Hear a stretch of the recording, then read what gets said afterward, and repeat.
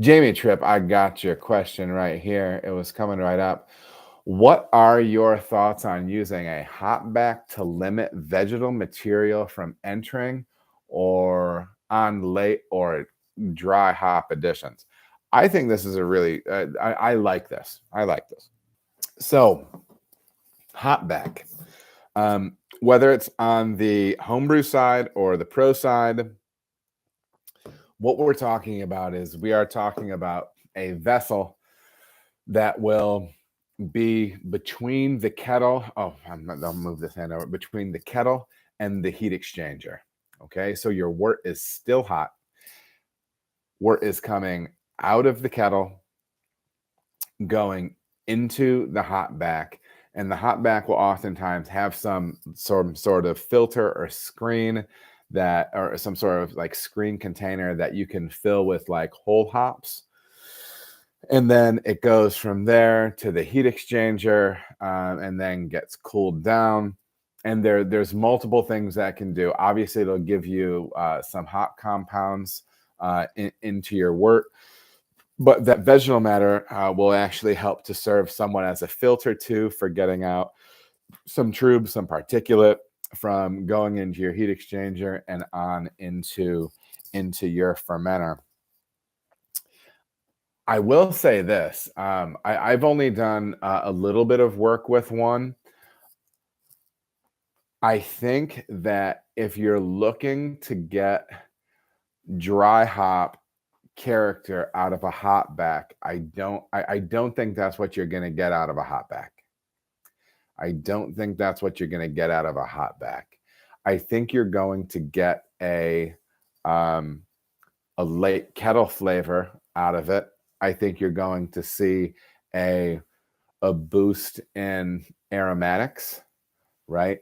How intense that is compared to Whirlpool hops, though, it might be debatable, because listen, I'm open for discussion on this, because like I said, I don't have a ton of experience, but I do know that it's often not like the most expressive hops that people are putting in there. You know, maybe you're putting, you know, some awesome whole hops in there, like the cool guy hops and stuff that people are using for IPA right now. But I know people are using noble hops in there. They're using Cascade, some different things like that. But I don't know. There's not a massive amount of contact time, and it's actually not a massive amount of volume, because when I'm Whirlpool hopping my IPA, I think my IPA right now has, you know, like 33 pounds in the Whirlpool, and 16, so it's about 2 pounds per barrel in the Whirlpool. You know, if you put another 8 pounds, if you can give it 10 pounds of whole hops, because whole hops take up a lot of space, man. So, you know, it's not like you're getting a huge volume in, number one, comparatively to what you can do in the Whirlpool potentially.